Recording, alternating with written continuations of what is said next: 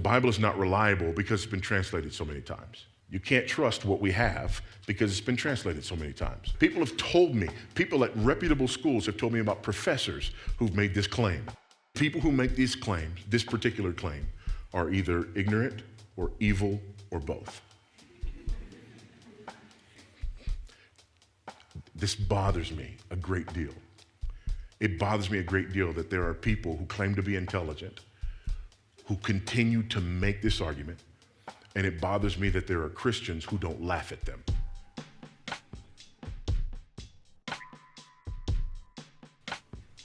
How can any intelligent human being argue against the validity of the Bible because of the number of times it's been translated? Listen, if you would bother to go learn how to read Hebrew or Greek or Aramaic, you could go to the source yourself. These translations can be tested. There's software that you can use to test these translations against the documents that they're translating. There's no hiding here. In fact, we are more capable today than we've ever been at translating the Bible. How many variants do you think exist in what's called the New Testament manuscript tradition? Let me define that for you. The New Testament manuscript tradition are all the handwritten copies of any New Testament book. Now, that can be Matthew through Revelation, or that can be a little teeny tiny fragment of papyri from 150 years after the writing of the New Testament. So how many variants do you think there might be in the New Testament manuscript tradition? Now, sometimes when I get to this point, I can tell that people are bothered by the answer. See, what happens is unbelievers present these facts without a context, and that's their primary weapon. So, how many variants do you think exist? Some people I've had say 10, 12, 100. A safe estimate would be, at the high end, about 400,000. 400,000 variants in the New Testament manuscript tradition. That's a big number. That's about 3 variants per word.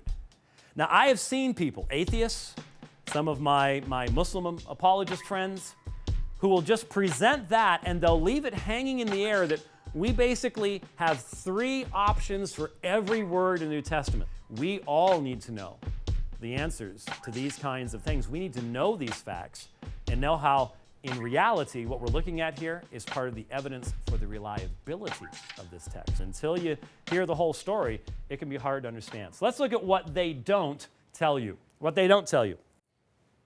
99% of all variants do not impact the meaning or translation of the text.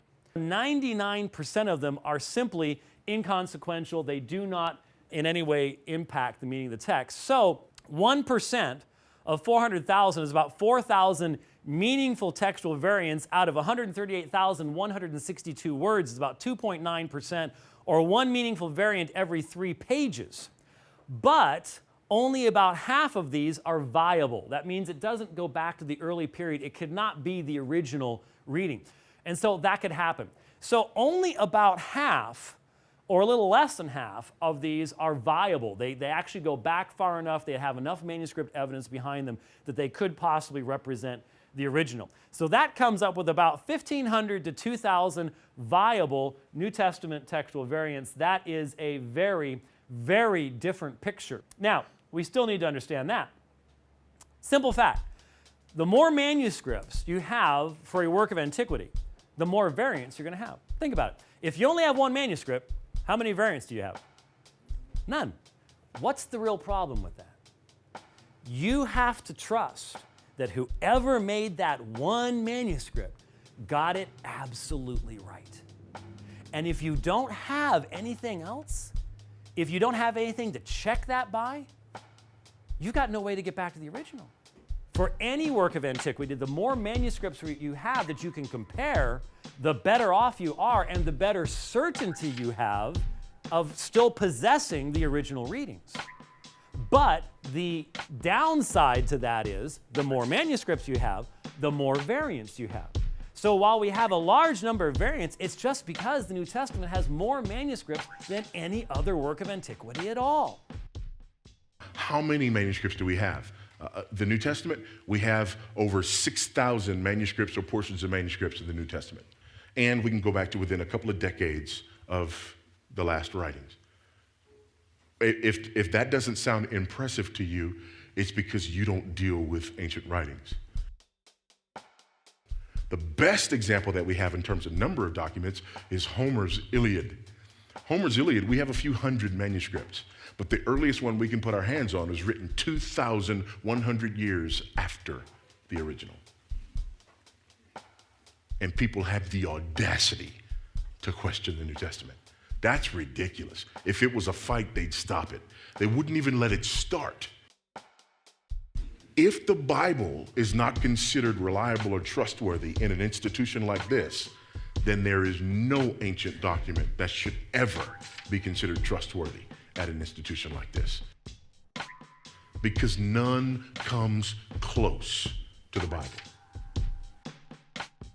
Yeah, well, but then we know that there's the whole overzealous monk theory, right?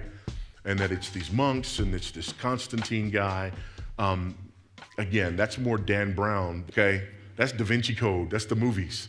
That's not actual history. Even if we were to go there, okay, there's a few problems. Number one, there's a manuscript problem. There's 6,000 Greek manuscripts or portions of manuscripts. If we have these, monks during the time of Constantine who are going to go back and who are going to change the New Testament, they would have to find 6,000 Greek manuscripts and portions of manuscripts, change them all the exact same way. Don't show your ink work, don't get caught, never tell anybody what you did. There's a second layer of problem. Jesus said, go and make disciples of pantata ethne, every people group, every ethnic group, right? Problem with people groups is they speak different languages. So within the first couple of centuries, the New Testament is translated into Syriac, Coptic, and Latin. So now your overzealous monks during the time of Constantine have to go find 6,000 manuscripts, change them all the exact same way, don't show your ink work, don't get caught, don't tell anybody what you did. Then learn how to lie in Syriac, Coptic, and Latin, as well as you lie in Greek, because if you don't, there's going to be a problem, because now the Greek manuscripts won't match the translations into these other languages. So you got to change those, right? And then again, don't show your ink work, don't get caught, don't tell anybody. There's a third layer of problem. The early church fathers. The early church fathers had this horrible habit of quoting and writing commentaries on the New Testament. So much so that if all we had were the writings of the early church fathers, we would be able to reproduce the New Testament all but 11 verses. So now, our overzealous monks have to find 6,000 Greek manuscripts, lie, don't show your ink work, don't get caught, don't tell anybody what you did. Learn how to lie in Syriac, Coptic, and Latin as well as you lie in Greek. Go get all those things from around the world. Make sure your lies match, get them back. Don't tell anybody what you did. Find all of the writings of the early church fathers and make sure that their commentaries now match all the lies that you told in Syriac, Coptic, Latin, and Greek. That's fantasy.